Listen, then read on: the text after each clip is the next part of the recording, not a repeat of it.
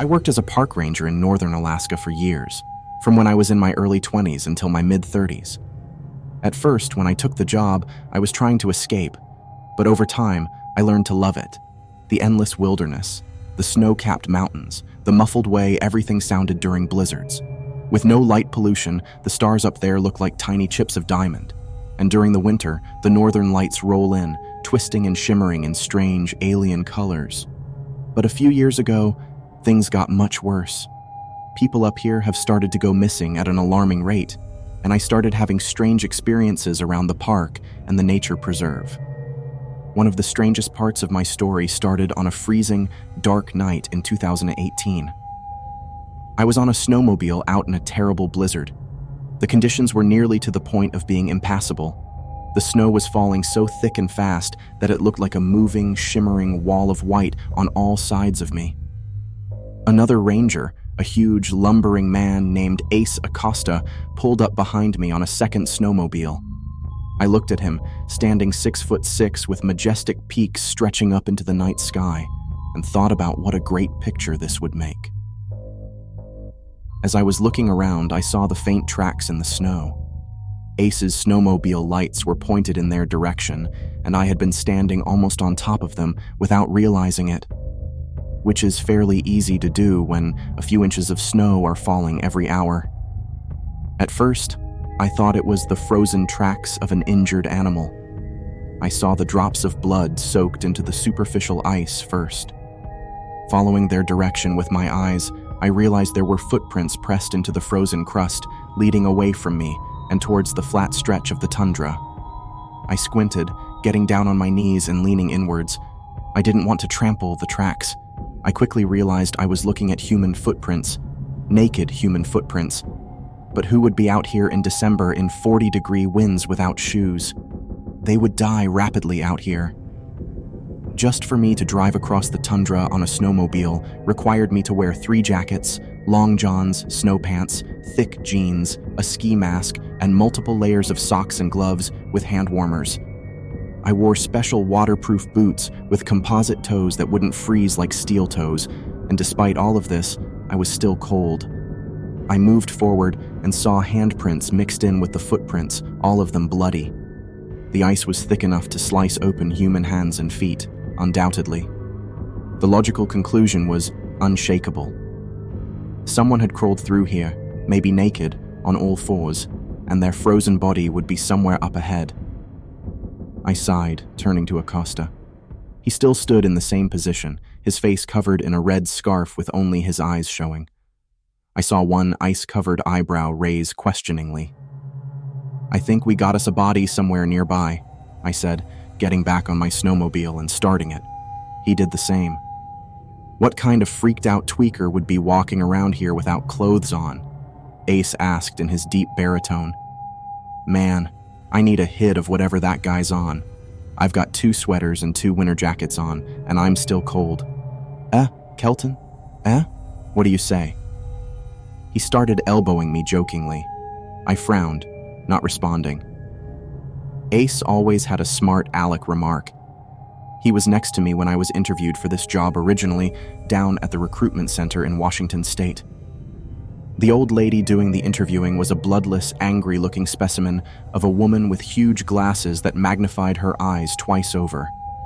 She spat out each of the questions like a drill sergeant talking to fresh meat in the army. "Are you a member of any organized religion?" she had asked brusquely. Ace shook his head. "No, ma'am, but I am a member of a disorganized religion," he said. "We call ourselves the Servants of the Old Ones.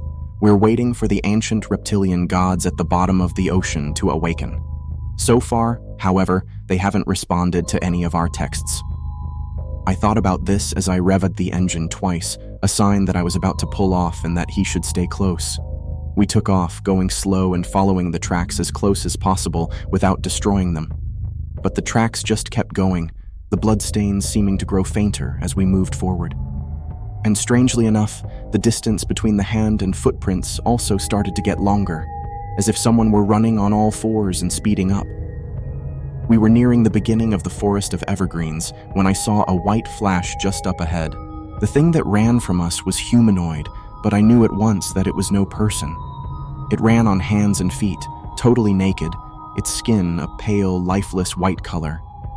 It turned its head towards the lights of the snowmobiles briefly. I saw a hairless creature with skin that clung tightly to its simian body, its lips permanently pulled back from its mouth as if they were eaten away. Underneath it showed mottled black and red gums covered in thick, clotted blood. Its nose appeared as little more than two irregular holes, and its eyes, they reflected the light of the snowmobiles, like the eyes of a raccoon or opossum. They were huge and sunken in its starving, monstrous face, and I saw what was leaving the bloody trails. The creature was, as far as I could tell, totally uninjured. In its permanently grinning mouth, between rows of crooked, sharp, blood-stained teeth, it held the body of an infant. The baby's head lolled from side to side, the neck seemingly broken, and blood dripped constantly from its mouth and nose. It had deep puncture marks in its tiny parka, half rings of teeth marks that must have broken its ribs. The bloodstains on the snow were becoming fainter because the heart was no longer pumping in the body of the one leaving them. I had a loaded rifle inside my snowmobile and kept a 12-gauge shotgun slung around my back, mostly in case of bear or moose attack.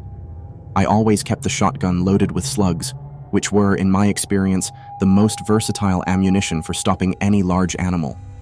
The .308 might take down a polar bear, at least with a good headshot, or it might just piss it off on a bad day. But a shotgun slug to the head or heart will stop any bear or moose in its tracks. Of course, this was no polar bear ahead of me.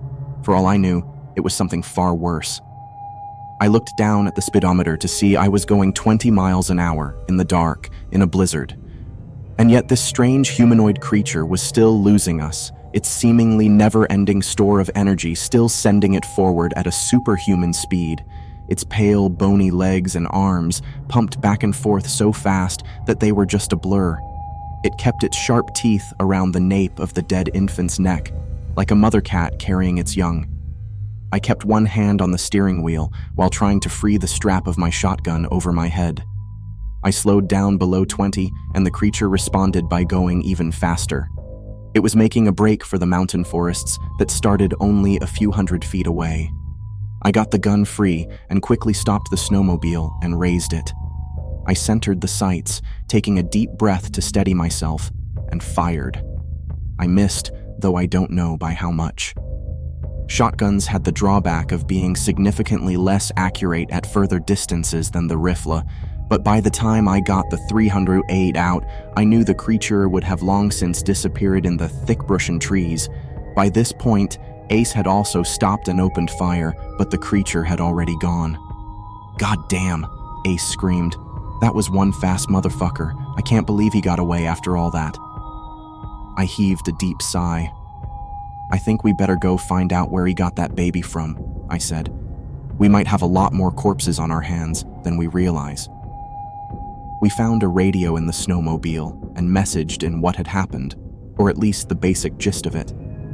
I left out the part about naked, half-human abominations and said that it was an unknown animal. There wasn't much law enforcement up in these parts because, hell, there were barely any people. The rangers, as well as fish and wildlife agents, regularly worked with the police officers in small towns, at least those that had police officers. Dozens of the local tribal villages had no police at all. These people would come to forest rangers and fish and wildlife agents most of all, and were always some of the county's friendliest and most helpful residents. By the time we got back to the original blood-stained footprints, the snow had covered up the tracks completely. However, based on the direction that the creature had been going and where the tracks had come from, I thought I knew where it might have started. Following the path in a nearly straight line led to the Lutna Peak Trailer Park. Ace and I drove off at max speed across the rolling hills and flat plains, the snow coming faster and heavier now. They say Eskimos have dozens of words for snow, and after being a ranger up here, I can say I've seen every variation of it 1,000 times. This was turning into the kind that was wet with huge flakes and tended to stick to everything. We would probably have to find refuge soon, especially if it got any heavier. I heard the screaming before I saw the commotion.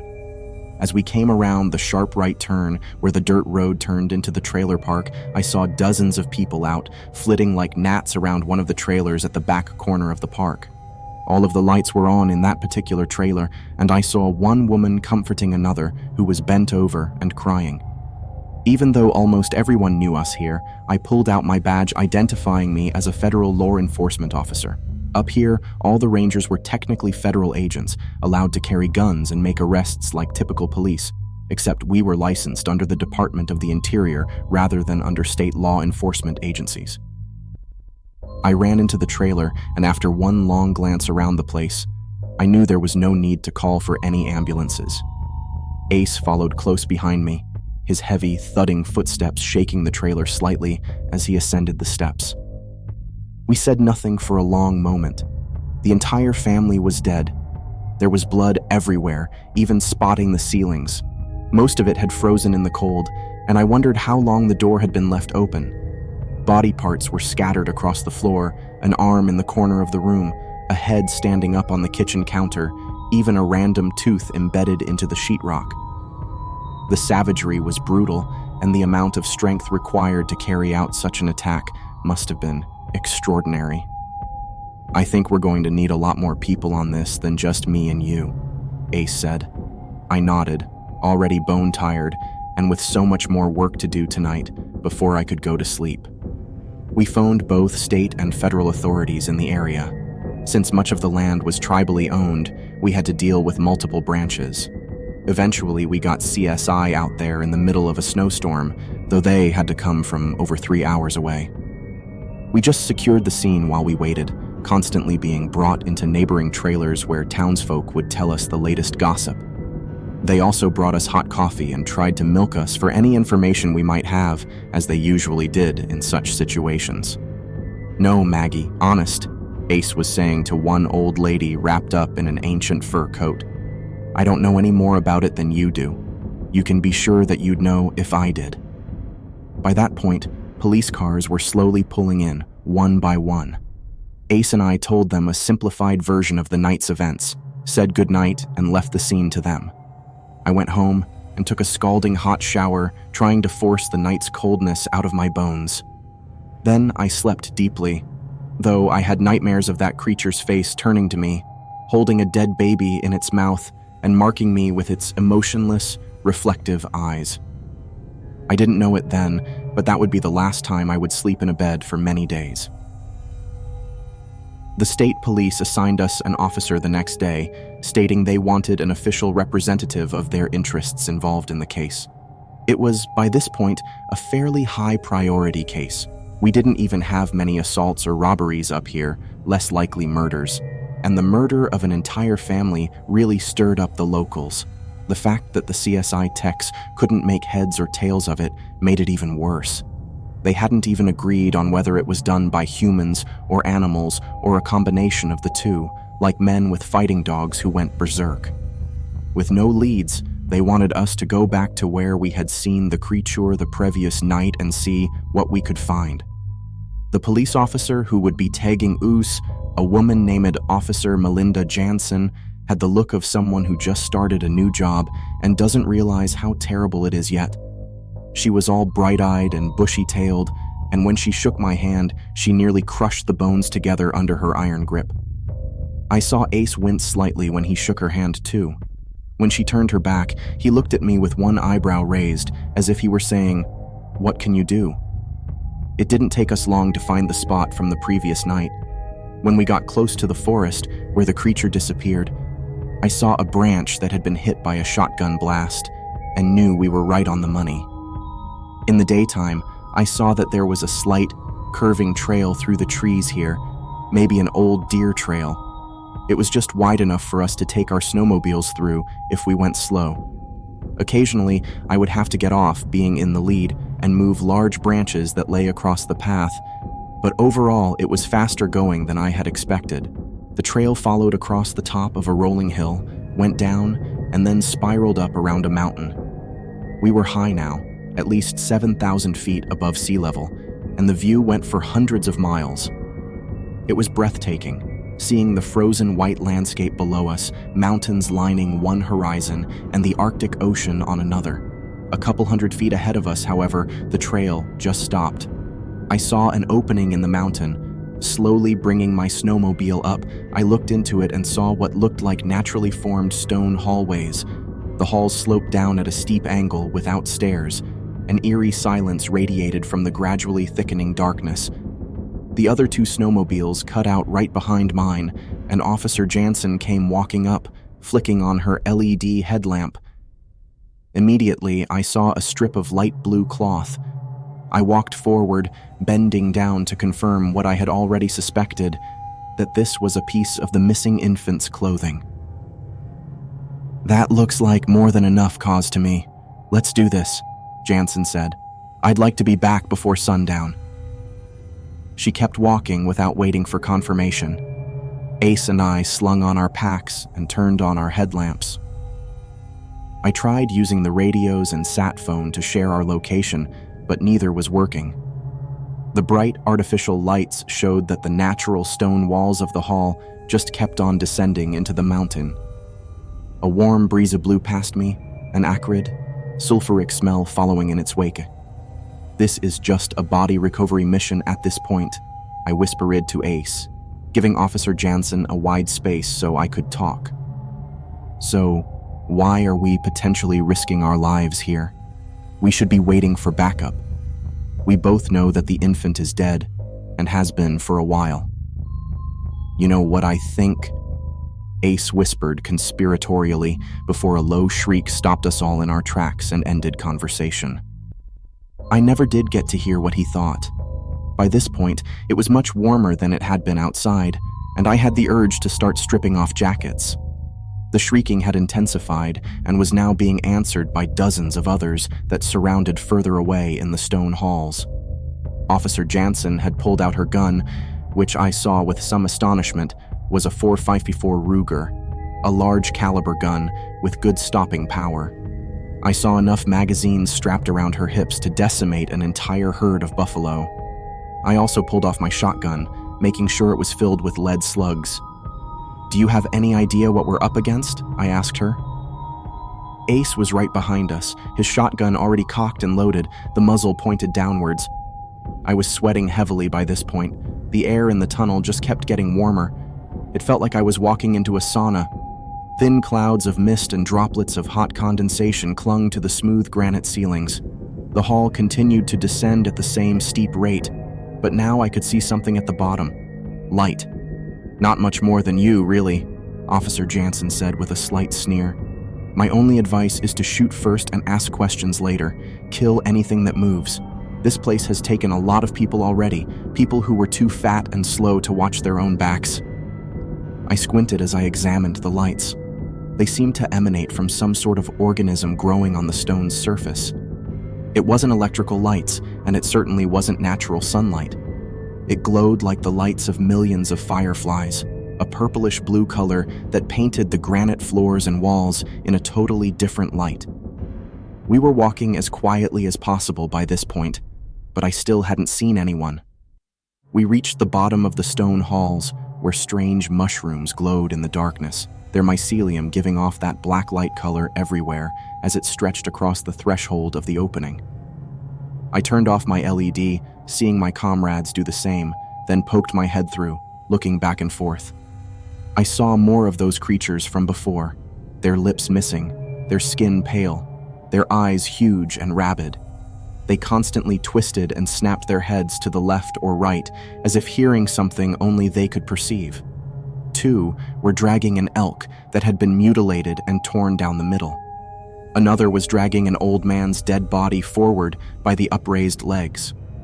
I saw the old man's head was missing, his wrinkled hands trailing behind the body. I watched where all this activity was headed, then I gasped. A huge, insectile monster sat lazily against the stone wall as these creatures brought it meat.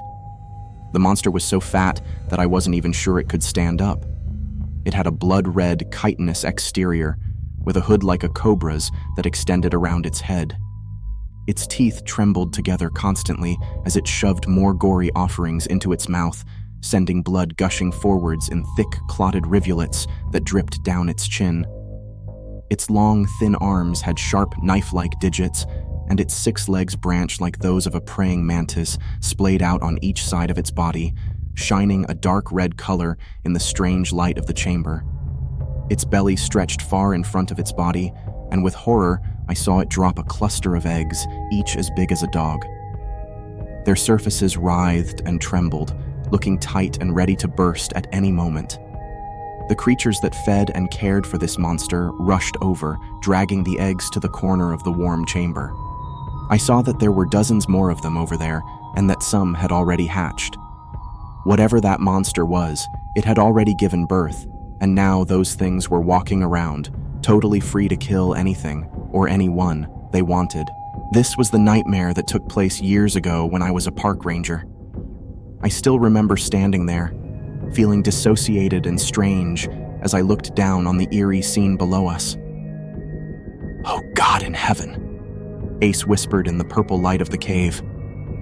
Before us, the bright red hand shot forward and grabbed the body of the headless man. It lifted the corpse up with ease. I watched the beast open its jaw wide enough to throw the corpse in without difficulty. Snapping its mouth shut, it sprayed more blood down its face and across the eroded stone floor in front of it. Dark red stains emanated out across the floor for 20 feet in front of the creature, looking like clotted Rorschach ink blots in the fetid cave. "We need to go deeper in," Jansen said, looking from me to Ace with a serious frown on her face. "What are you, insane?" Ace said. "Do you want to die? There could be thousands of those things down there." But the decision was quickly taken out of our hands as we heard screaming, a young, high-pitched voice. We all looked down at once and saw the white humanoid mutants dragging out a young boy, one that I recognized from pictures on the trailer park crime scene wall. He had cuts and scrapes all over him and was shivering, either from hypothermia or fear or both. But he was alive. His eyes were huge as he was dragged forward by his small hands towards the great red insectile beast in the corner. "God damn it," I whispered, looking at Ace and Jansen. "Okay, Jansen and I will take point positions. Ace, you guard the rear. We will form a triangle and start shooting. When one reloads, the other two cover. Ace, you'll need to swing back and periodically check our backs to make sure there's no ambush. Now let's go." They didn't question my command. Neither of them had time to. To save the boy, we needed to move immediately. We started down the smooth stone floors, only a couple 100 feet away from unknown numbers of enemies. I fired first, aiming my shotgun at the group of mutants nearest to me as quickly as I could pull the trigger. The first shot blew the chest of one open, kept going, hit another in the leg, and ended up blowing chips of stone from the wall behind them. I saw it all in slow motion, my adrenaline pumping and the heightened awareness of battle taking hold. The second shot hit the nearest one in the head. It exploded like a shattering vase, bits of blood and bone flying out in all directions. I saw the one holding the boy drop as Jansen hit it with a shot from the Ruger.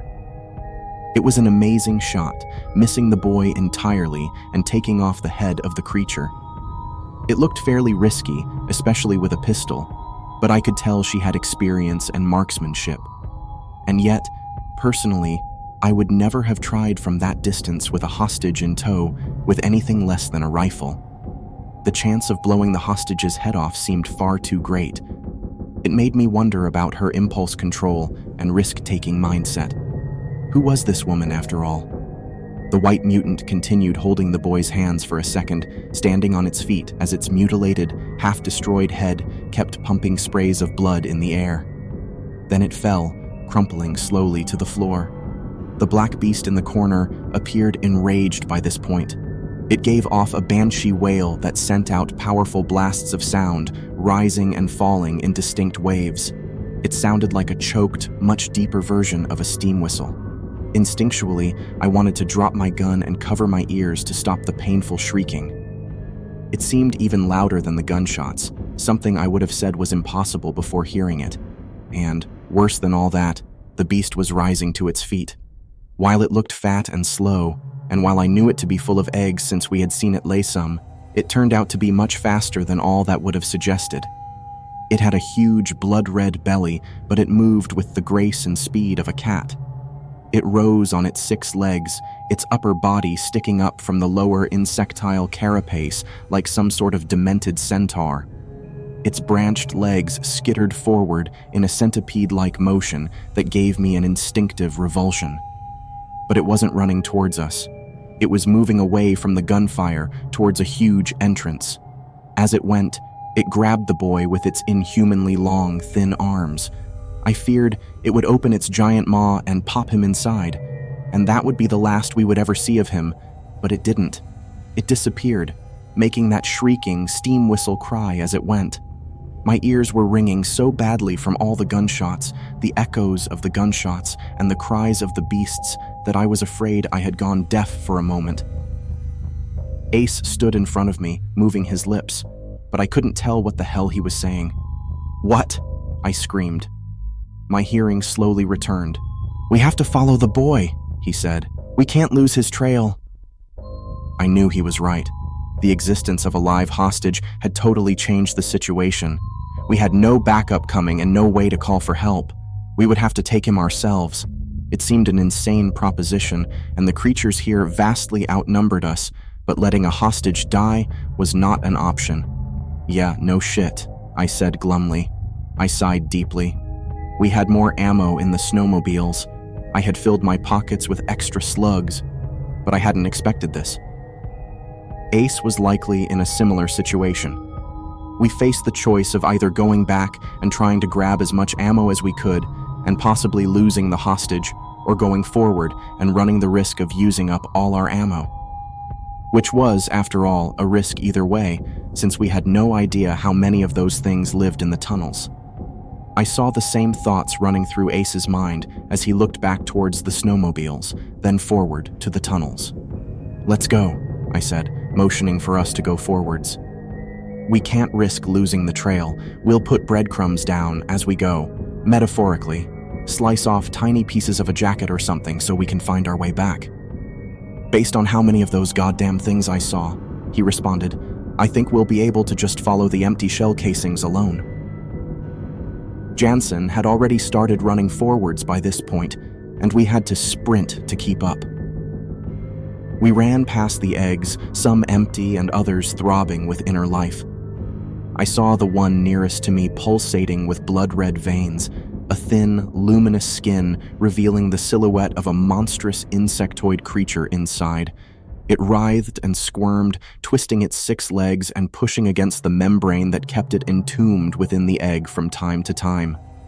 Soon, I knew it would push through. How many others had already hatched? How long had this been going on? I had a feeling that we would soon find out. We sprinted into the tunnel, turning on our LED headlamps as we went. Jansen was in the lead, then Ace, then me at the rear. Periodically, I checked our backs, but nothing seemed to be following us. Not yet, anyways. All the commotion was in front of us. That creature was still shrieking, though the sound was much more muffled and distant now. To my horror, I heard dozens of responses from all around, deeper in various tunnels that branched off from the main chamber or from this one. Some sounded very far away and barely audible, but others seemed much, much closer. I also heard the cries for help from the young boy, though these, too, grew fainter. We tried running faster, but what could a human's 2 legs do against that skittering monstrosity's 6 legs? Not much, I thought to myself. The tunnel looked empty. That strange mold grew everywhere here as well. We barely even needed the LEDs to see, though it had so many curves and branches that it was difficult to see far anyways. Every 100 feet or so, another wall appeared, always curving to the left or the right. As we ran, I saw glimmers of what looked like red eyes from some of the smaller side tunnels, but whenever I turned to look, they were gone. It was the same with those who might have followed us. I thought I saw glimpses of a long, white hand or a lipless face for a moment, but when I pointed the gun, the thing had slunk back into the shadows or deeper into one of the endless branching tunnels that disappeared around corners in an instant. The shrieking of the beasts had faded into the distance, and an eerie silence descended like a fog. We had all stopped by this point at an intersection of the cavey system. One tunnel went off to the left at a right angle, the other to the right at a right angle, and then we had the larger main tunnel we were following that extended in front of and behind us. Luckily, we hadn't yet deviated from the main tunnel, so finding our way back should be relatively easy. It felt substantially hotter down here as well. We had descended deeper into the chain of mountains that ran northwards, parallel to the Arctic Ocean. I had opened all of my jackets and taken off my hat, but I still felt boiling hot. I could tell the other two did as well. Trickles of sweat beaded their faces, and they were ripping off layers of clothing. They threw a couple jackets on the ground, not wanting to carry them for God knows how long. If we made it out of here, I thought they might regret it. But after miles of walking, I too threw a couple jackets on the ground and left them. After all, when we came back this way to return to the snowmobile, we could just grab them again. Except, of course, we never did come back that way. "God damn," Ace said. "Well, we've lost the kid. Let's go back and report. We should be able to find a signal with the sat phone somewhere in the area." I wish we had, but at that moment, circumstances beyond our control sealed our fate. It started with a small tremble, almost imperceptible. I looked around at the glowing purplish walls and the strange mossy molds that covered everything. Some of them lost connection with the walls as the shaking grew stronger. As soon as their root system stopped touching the stone and earth, the round cluster of detached mold would instantly go dark. Their black light illuminations shut off like a switch when it stopped being anchored to the stone tunnel. "Earthquake!" I shouted, but Jansen and Ace clearly already knew. We looked around for someplace safe. We ducked into a side tunnel where the ground was more stable. Behind us, rocks smashed into the ground, knocked out of place after who knows how many years. It became a continuous cacophony. We ran faster, and finally, something behind us seemed to let go. The entire main tunnel sounded like it was collapsing. Some small pebbles and rocks dislodged and hit me in the face and chest as I ran, but it became increasingly clear that whatever Foutline had slipped had been further back, running underneath the main northwards tunnel. It sounded like tons of dirt and stone had collapsed, and then, as suddenly as it had started, it stopped. A few small aftershocks shook the area slightly, but as a whole, it seemed like we were safe. We all had our LED headlamps on as we made our way back to the main tunnel, hoping there was a way out. We had to get to the snowmobiles, and more importantly, we needed help. There might be more people imprisoned or taken hostage down here for all I knew. "Is everyone okay?" I said. "Fine," Jansen said, wiping dirt off her face. A small trickle of blood ran down her forehead. "Jesus, the main tunnel," Ace said, walking slowly out of the small tunnel we had sought refuge in. "Look at it." I came up behind him, unsurprised to see tons of rock spilling out towards us, with smaller boulders and pebbles nearest, and huge pieces as tall as a man appearing further in. "We're going to need to find another way back," I said. "We can't go back," Jansen said. "There's a hostage in here." "And how do you expect us to find him?" Ace asked. "These tunnels could go for 100 miles in every direction for all we know." I felt another tremble below our feet as a small aftershock passed through the area, sending a few smaller stones rolling and tumbling around us. But we had come this far, after all. "We're going to get that kid back," I said. "We've already come this far, and the way back is blocked anyways. We're going to need to find another way out. There has to be other entrances to this cave system." But what I really thought about was the horror stories I had heard about the Paris catacombs, how occasionally someone would find themselves lost in them. Countless random twists and turns through the darkness below the city, combined with many miles of tunnels, meant that very few who found themselves alone and lost down there made it back. They often starved or died from dehydration, their bones inevitably mixing with the hundreds of thousands of others resting eternally under the bustling cityscape above. After resting, we started moving forwards together. Morale felt low, and even Ace looked sullen and thoughtful. We continued on in the main tunnel, hoping that the boys still lived somewhere in these endless tunnels. But we hadn't heard a single sound from the creatures in so long that I began to give up hope. The tunnel ahead of us started to open up, and massive growths of the luminescent molds began infesting the floor and walls, growing in shapes like ant mounds that reached nearly up to my neck. A soft sound began to echo back. It sounded like the babbling of a subterranean brook. Running forward, I shone the light into the stream and felt relieved to see it was full of pure, clean water. I began to greedily shove handfuls of water in my mouth. I saw Ace and Jansen follow my lead. After all the running and fighting, I felt hungry, thirsty, and tired. Looking up, I saw there was a primitive bridge against the stream made of a slab of granite, and beyond, I saw something that took my breath away. There was a cathedral down here, or at least something close to it. Hundreds of eggs stretched across the right and left sides of the chamber like pews in a church. They were organized in lines with a 10-foot wide empty path leading further in. Hundreds of feet above us, sharp stalactites hung from the ceiling, glowing in the purplish light of the mold who climbed the walls in thin streamers. At the end of the open chamber, a few hundred feet away, I saw a carving that stretched to the ceiling. Hewn from pure stone, it showed one of those insectile, egg-laying monsters. It showed it standing up straight, with its thin, branching arms stretched out to the ceiling above it, its oval eyes wide and its huge mouth stretched open wide to show its countless predators' teeth. Below it, I saw one of the white, humanoid creatures. This one wore a coarse, brown robe, the first one of its kind I had ever seen clothed. It was so still, I thought it was part of the carving at first, that they had created a religious icon showing these creatures serving their great and horrible masters. But then, it turned towards us. We all raised our guns at once. "Freeze!" Jansen cried. I saw her finger tighten around the trigger. "Don't!" I said. "It's unarmed, wait!" I felt eyes on me from all around me, but when I turned to check our backs, I saw nothing. We started walking forwards towards the robed mutant.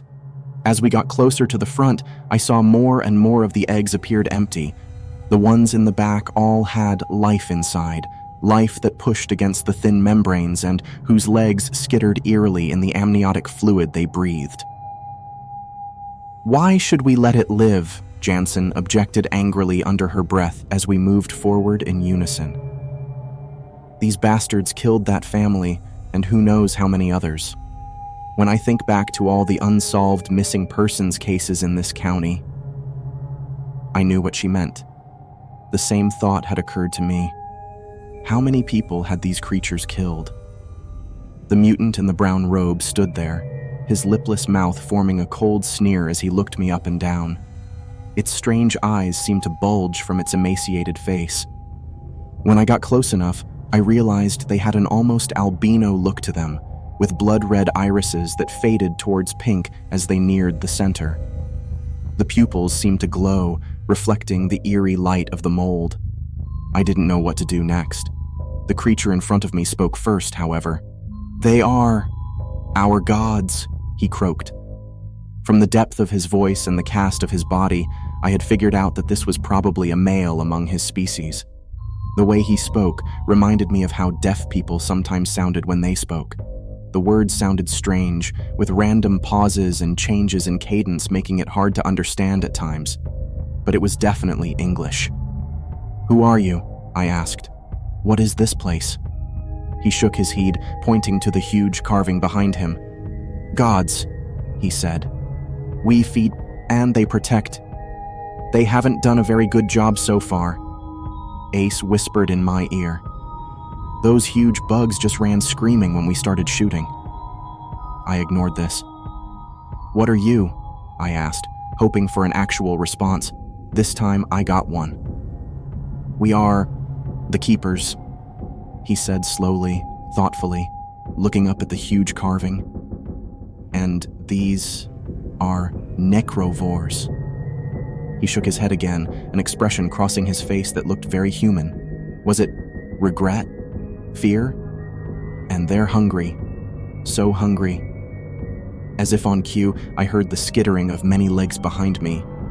Spinning around quickly, I saw that while we had been distracted, some of what he called the necrovores had surrounded us in a semicircle, cutting off any retreat. These looked much smaller than the original one we had seen, and I assumed they were likely juveniles. "Behind you!" I screamed to my team, but they already heard what I had. I raised my shotgun, firing a slug into the nearest one's curved red face. It went between its eyes, and for a moment I could see a clear hole all the way through behind it to the stone walls surrounding us. Then it crumpled, its legs shaking spasmodically in its death throes, its arms moving back and forth in small arcs quickly, as if it had a seizure in its last dying moments. Dozens of them appeared, and the speed at which they ran at us looked eerie. All I would see was a red blur and the flash of many branching legs, and an instant later, I would see one of those abominations flying through the air with jaws opened and claws raised forwards. The guns fired quickly, dropping a dozen in the space of a few seconds and slowing the ones behind enough for us to have a chance. But they skittered so fast, like huge spiders. Their many legs shuffled and cracked against the stone floors, and they leapt at us. I dodged one, sidestepping it and shooting it in the head with a shotgun blast. Its dark red eyes looked at me from its angular face as a giant exit wound exploded from the back of its mouth. Shrieking, it fell. Ace wasn't so lucky. One jumped at him, slashing with its sharp claws and unhinging its jaw. In a blur, I saw it grab his left arm, slicing through the cloth and skin easily. A spray of blood shot into the air. "Ace! No!" I screamed, chambering another round and firing. I hit the beast in the center of its body. It gurgled and spit as blood poured out of its body. It tried to get up and keep fighting, but its legs gave out underneath it, and I watched it for a moment as it lay on the floor, kicking and dying. Ace had reloaded and turned, taking down another one with a direct shot. Jansen dropped the last two, and then suddenly, everything was quiet again. Only the ringing in my ears from all the gunfire broke it. I ran over to Ace, looking at his arm. He winced, pulling back his sleeve. I saw a deep gouge mark, the slice cutting nearly to the bone. Blood spurted out in time with his heartbeat, but it didn't look like any arteries had been severed. We quickly applied pressure and a tourniquet, and after many minutes of resting and attending to his wound, the bleeding slowed. We sat among all the dead necrovores. The strange priest had disappeared in the fighting, slinking away in one of the tunnels behind the carving. "We need to find food and water," I said. "There may be more underground streams, if we're lucky, but food. What are we going to do? Cook a necrovore?" I looked at the corpse of the nearest one disdainfully as I spoke. "If we have to," Jansen said. "I'm not dying down here. Not unless I have to." "That's funny," Ace said, looking at his injured arm. "Because you were the one who acted all gung-ho to come down here in the first place, even before we saw the boy, who, by the way, we have seen no sign of. This has all been a wild goose chase, an insane, wild goose chase to God knows where. Probably death. Or the seventh circle of hell, maybe," I said jokingly, but no one smiled. We continued walking. Eventually, we heard a soft babbling and found a small stream running through a side tunnel. We cleaned Ace's wound as best as we could, drinking as much of the clean, clear water as possible, but hunger began affecting me. I wondered if we really would have to try eating those strange red beasts if it came down to it. Maybe they'd taste like lobster, I thought to myself with a wry smile. But our problems only got worse from there. Ace's wound looked terrible.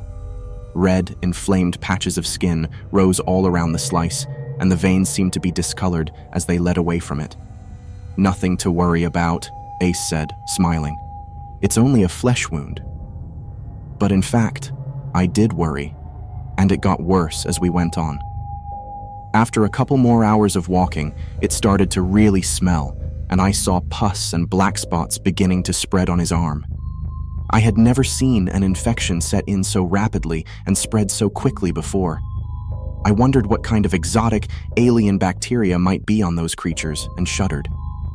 We rested, finding an empty side tunnel and laying down.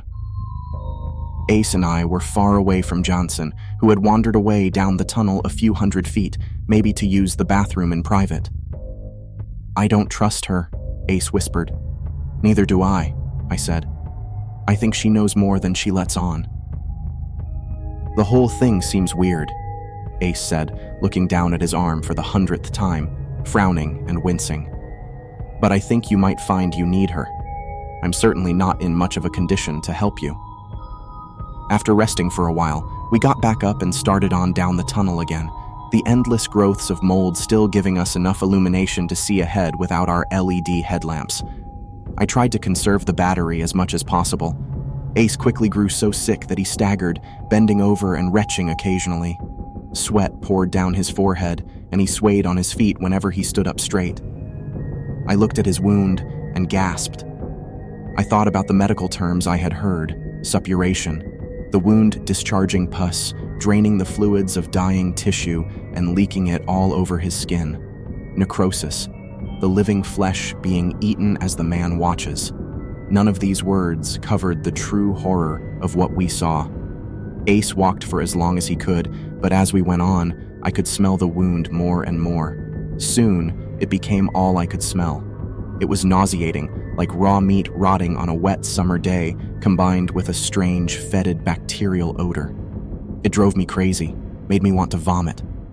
I couldn't imagine what Ace felt in those last dark hours. I had once seen a movie called Requiem for a Dream, where the heroin addict's arm had gotten infected.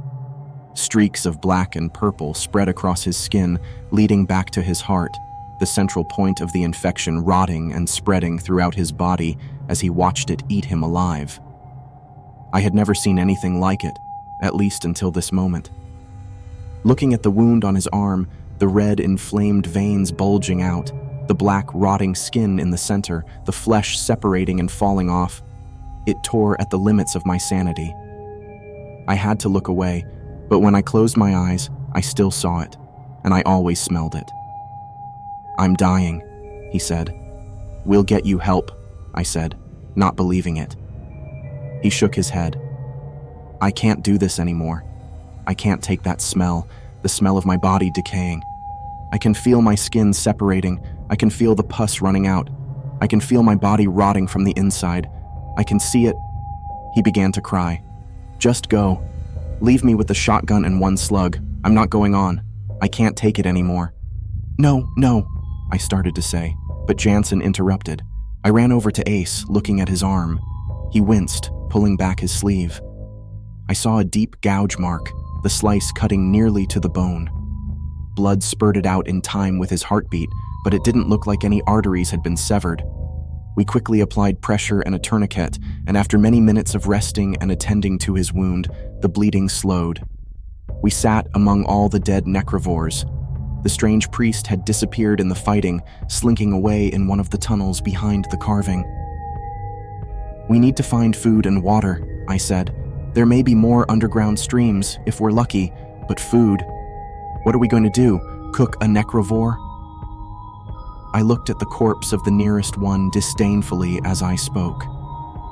"If we have to," Jansen said. "I'm not dying down here. Not unless I have to."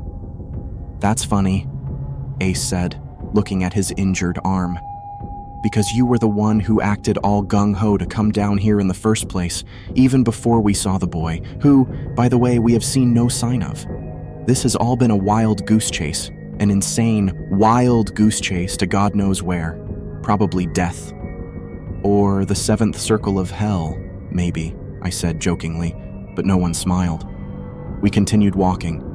Eventually, we heard a soft babbling and found a small stream running through a side tunnel. We cleaned Ace's wound as best as we could, drinking as much of the clean, clear water as possible, but hunger began affecting me. I wondered if we really would have to try eating those strange red beasts if it came down to it. Maybe they'd taste like lobster, I thought to myself with a wry smile. But our problems only got worse from there. Ace's wound looked terrible. Red, inflamed patches of skin rose all around the slice, and the veins seemed to be discolored as they led away from it. "Nothing to worry about," Ace said, smiling. "It's only a flesh wound." But in fact, I did worry. And it got worse as we went on. After a couple more hours of walking, it started to really smell, and I saw pus and black spots beginning to spread on his arm. I had never seen an infection set in so rapidly and spread so quickly before. I wondered what kind of exotic, alien bacteria might be on those creatures and shuddered. We rested, finding an empty side tunnel and laying down. Ace and I were far away from Johnson, who had wandered away down the tunnel a few hundred feet, maybe to use the bathroom in private. "I don't trust her," Ace whispered. "Neither do I said. "I think she knows more than she lets on." "The whole thing seems weird," Ace said, looking down at his arm for the 100th time, frowning and wincing. "But I think you might find you need her. I'm certainly not in much of a condition to help you." After resting for a while, we got back up and started on down the tunnel again, the endless growths of mold still giving us enough illumination to see ahead without our LED headlamps. I tried to conserve the battery as much as possible. Ace quickly grew so sick that he staggered, bending over and retching occasionally. Sweat poured down his forehead, and he swayed on his feet whenever he stood up straight. I looked at his wound and gasped. I thought about the medical terms I had heard: suppuration, the wound discharging pus, draining the fluids of dying tissue and leaking it all over his skin; necrosis, the living flesh being eaten as the man watches. None of these words covered the true horror of what we saw. Ace walked for as long as he could, but as we went on, I could smell the wound more and more. Soon, it became all I could smell.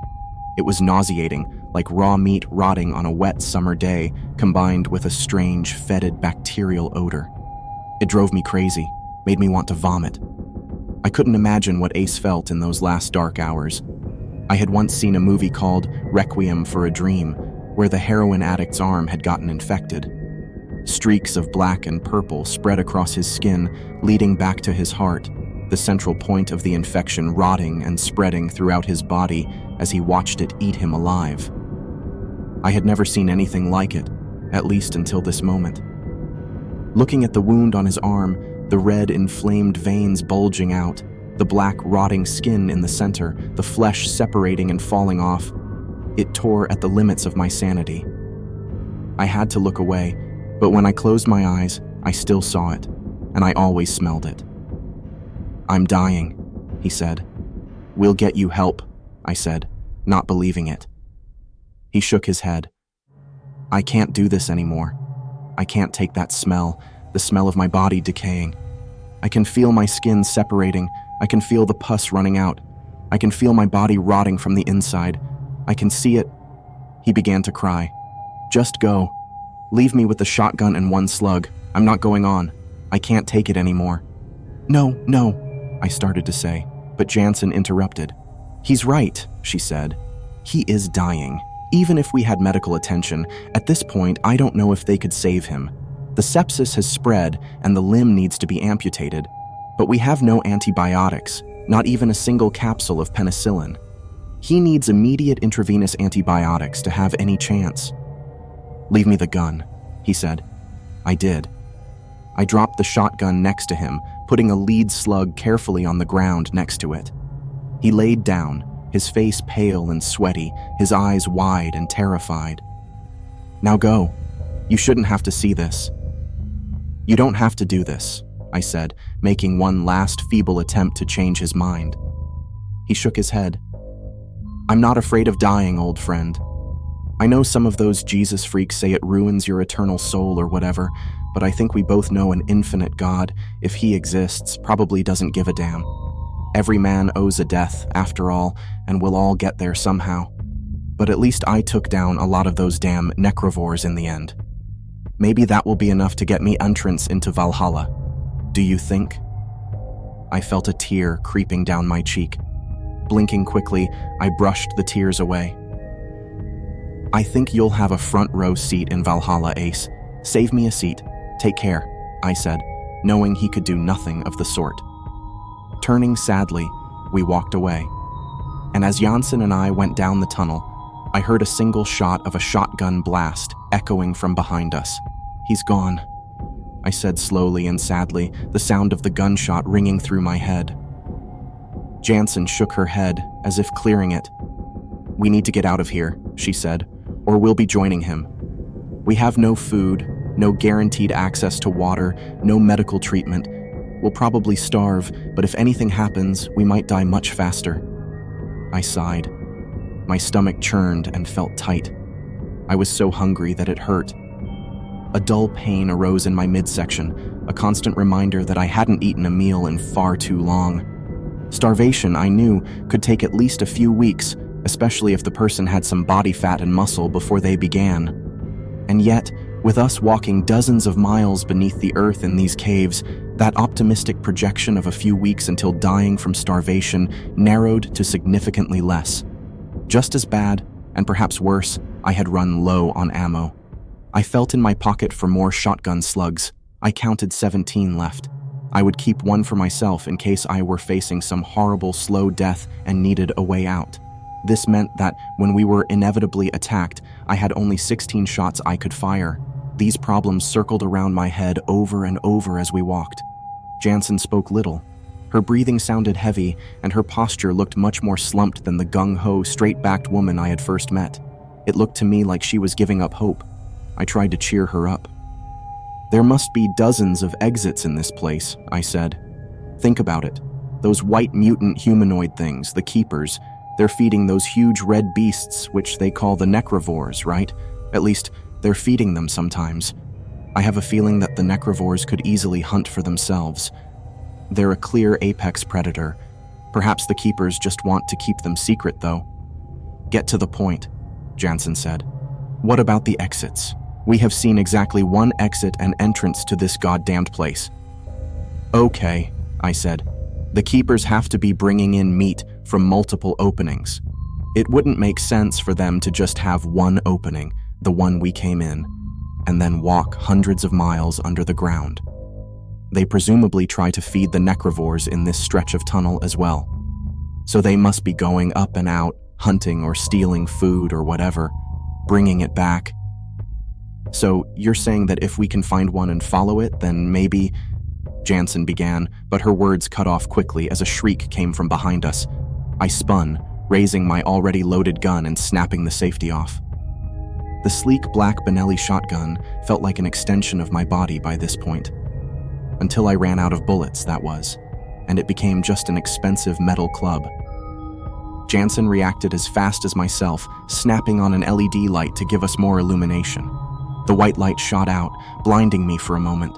In comparison to the dull purplish light of the fungus that grew on the sides and walls of the tunnels, it looked like the sun itself. A massive red blur disappeared down the hall from behind us, its eerie cry reminiscent of a steam whistle receding with it. I looked around for more signs that we were being followed and stalked, but it looked empty behind us. We kept moving forwards, and the main tunnel ended, splitting into left and right corridors, both the same size and without any indication of which one to take. By this point, I had given up any hope of seeing the kidnapped boy again. I wasn't even sure I would survive. We went left, and further up, the tunnel split again. We went left again, and eventually, I smelled something new: roasting meat. My stomach immediately began to flip and ache as the scent wafted through the tunnel. "I smell food," I said quietly, trying to keep the excitement out of my voice. "Food, meat, oh, thank God." We walked forward side by side, going faster by this point. Even Jansen's eyes gleamed. "I am so hungry, I could eat one of those necrovores," she said. "I bet they taste like chicken." "They look more like lobsters," I said. "Nice and red, with a thick shell. I bet if you boiled them alive and got a little melted butter." Suddenly, I found the tunnel blocked by a necrovore. I instinctively jumped and raised my gun, almost firing straight into it. Then I saw that it had a bullet through the center of its chest. It looked dead, laying on its back with its dark red eyes staring up at the ceiling, its branching insectile legs curled up in a pathetic way like a desiccated house spider. "What the fuck?" Jansen asked, her expression twisting into confusion. "Who shot this one? You?" I shrugged. "It had to be one of us," I said. "Perhaps the last time they attacked us. One of us hit one in the stomach and it ran off. Then, once it got here, it finished dying from blood loss or organ failure or whatever took it out in the end. That would be my guess. Jansen had knelt beside the corpse of the necrovore, moving one of its stiff legs aside to get closer to its open mouth full of hundreds of sharp teeth. I saw her feeling around for something in her pocket. "I have to use the bathroom," I lied, now genuinely curious as to what kind of scheme Jansen was up to. I had had a feeling, ever since I first met her, that there was something more to her being here than just a state cop wanting to tag along with rangers. I walked down the tunnel, and when it began to curve, I pretended to move against the wall and start urinating. But I was watching Jansen. She reached into her inner coat pocket and took out a clear glass vial with a black top. Kneeling down in front of the necrovore, I saw her dip the vial in its mouth, presumably to collect some of its bloody saliva, then screw on the top. I started walking back, and she quickly tucked the vial back into her inner coat pocket. Jansen quickly backed up a couple steps from the necrovore, changing her facial expression into the pale, indifferent look she had worn for what felt like days now. But the real Jansen was under there. I had seen it, and she was up to something. I debated bringing up what I had seen, confronting her directly, but I decided against it. I would confront her when the time was right, but for now, survival seemed more important. We left the necrovore behind and began to go down the tunnel towards the delicious smells of roasting meat that had grown much stronger now. Up ahead, I saw a ray of light shining into the cave. My heart soared. It was real sunlight, and that meant only one thing: an exit. I was going to run up ahead when I heard Jansen click the safety of her gun off, cock the hammer, and tell me 2 words: "Don't move." She was only a few feet behind me.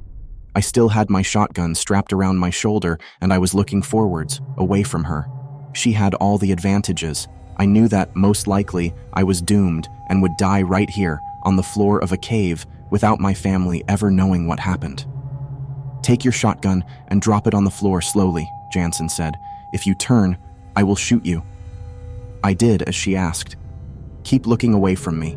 Now, I saw your expression when you first saw the necrovores at the entrance of the cave, and you didn't even look the slightest bit surprised. So I'm going to ask you one question, and one question only. Have you seen them before?" "Yes," I said softly, remembering. About half a year before the events with Ace and Jansen in the cave, I had been alone in my log cabin. I made a full pot of coffee, cleaned and oiled my guns, and decided to go shooting. After pouring a huge thermos of boiling hot coffee, I grabbed my Winchester 30-30, a beautiful gun with a polished walnut stock. I headed outside, setting up targets to shoot. I had gone to the dump, grabbed an old air conditioner and a metal trash lid, and I set these up at different distances. Because this was summer, the air smelled fresh and clean. The nighttime had come, and with no pollution and no clouds, all of the stars in the sky seemed to radiate a bright, pure light. It seemed as if blue flames shot out of my gun for a split second when I fired in the darkness. I'd instantly hear the ping of metal as it connected with one of my targets. I had gone on this way for a while when the crying and shrieking had started from the woods nearby. No one lived near me, so I instantly went on high alert. For a few seconds, I tried to convince myself it was just a fox or a fisher cat, but I had heard both and it sounded different. This seemed much louder and almost synthetic. I reloaded my gun, stuffing an extra clip into my pocket, and began to follow the sounds. Then I heard a gunshot, then 2, and the screaming grew louder. I sprinted ahead, dodging roots and rocks, moving between the evergreen and birch trees growing thick in this part of the forest. The insects had mostly fallen silent after the gunshots, and the wilderness had an eerie, silent quality to it now, as if everything in these woods were staying quiet so they could hear what happens next. And then I caught glimpses of them. 2 men and a red, insectile beast that stood over 8 feet tall. The men looked panicked and certainly had no sharpshooting skills. They had emptied their clips from the look of it, but I only saw a couple small trails of blood on the insectoid creature, namely from shallow grooves that ran over the side of its chest and above one shoulder. It moved forward in a rage and used its razor-sharp fingers to slit the nearest man's throat. Then it moved on to the next man. I was running as fast as I could, trying to get within range to save the man's life.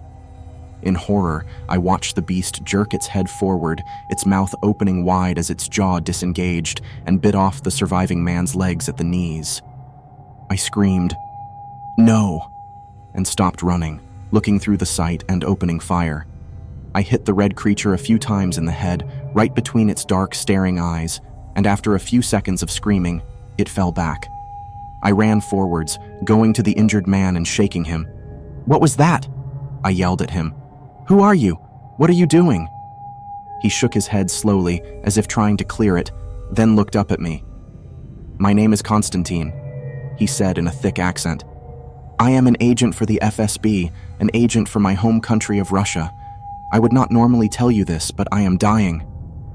"That creature," he pointed at the huge red thing lying dead on the ground, "has a bacteria in its body that has immense potential as a biological warfare agent. It can cause septic shock in any human, and most antibiotics have no effect. A millionth of a drop of what that creature has could kill a man, and when the postmortem is done, it will look like just a runaway bacterial infection, something anyone could get." "Thanks," I said, putting a bullet into his head. Then I buried the 2 Russian agents and the red creature in a single mass grave. The soft Alaskan soil covered them all quickly. No one would have access to any biological weapons from these creatures while I was alive. Not if I could help it. I told all this to Jansen, if that was her real name, trying to kill as much time as possible. My only hope was for some deus ex machina, some sort of fortuitous savior who could stop her. Because in my heart, I knew she would not let me live. No more than the Russian FSB agents would have let me live if they had succeeded in killing the necrovore and knew I had seen. Jansen went pale, her face turning into a deep scowl, and then she nodded. "So, the Russians somehow heard about the necrovores," she said to herself. "And now they want to take samples, just like us." "Who are you with, really?" I asked. "I know you're no cop." "I'm CIA," she said, smiling wide. "I really do feel bad about this, but orders are orders. I was explicitly told that no witnesses should survive. The CIA wishes to take some necrovores alive and see if they can't be used as biological weapons in themselves, if released in an enemy country, for instance. But for now, even just the extremely powerful bacterium is enough. Goodbye, and I'm sorry." I closed my eyes, breathing fast. My time was up. I knew I would die now, shot in the back like a common criminal. But no shot came.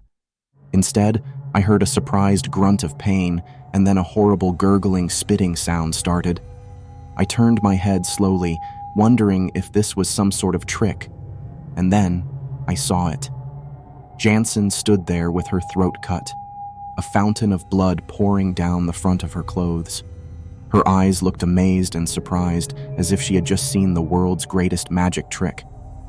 And then she fell, her body landing hard on the stone floor of the tunnel. Behind her, I saw Ace, his bloody folding knife held tightly in one trembling hand. His other hand looked black and dead, the fingers twisted strangely. "Oh my God, Ace!" I yelled in shock and bliss. "I thought you were dead." "Soon," he said, falling himself on top of Jansen's body. I ran over to him, the smell of the rotting meat of his arm covering the entire area, but I was so happy I could hug him. "How?" I asked Ace. He looked up at me, his eyes watery and unfocused, and then he vomited up a stream of watered-down blood. It fell on the hand of Jansen. "I was attacked," Ace said. "That one single slug, I had to use it to shoot a necrovore that tried to ambush me immediately after you guys left, and then someone started cooking, and I smelled meat. I had made my way slowly in the direction of the smell, and found one of those white mutants roasting a deer on a fire. They had stores of food in one room, mushrooms, ferns, meat, and nuts. and it was huge. I hid behind a pile of deer skins, eating as much as I could, waiting to die, sipping some water that trickled down from the ceiling. And then I heard you and Jansen nearby. Your voices echoed. You scared away the white mutant, the keeper, who was cooking. I heard Jansen's confession, and I killed her. He pointed to his arm. The black and purple rot had spread past his shoulder and begun to eat into his chest. I'm almost done, almost done. Will you give me peace? Will you do the coup de grace? I nodded, putting a slug in the chamber. Ace looked up at me, his eyes tearing up, his face reflecting the sadness and uncertainty deep within him. I'll tell everyone of your bravery, old friend, I said, pointing the gun at his forehead and pulling the trigger. There was a splash of blood and gore, and then I was alone. I took all the ammo and the gun off of Jansen, which gave me 19 rounds for the Ruger.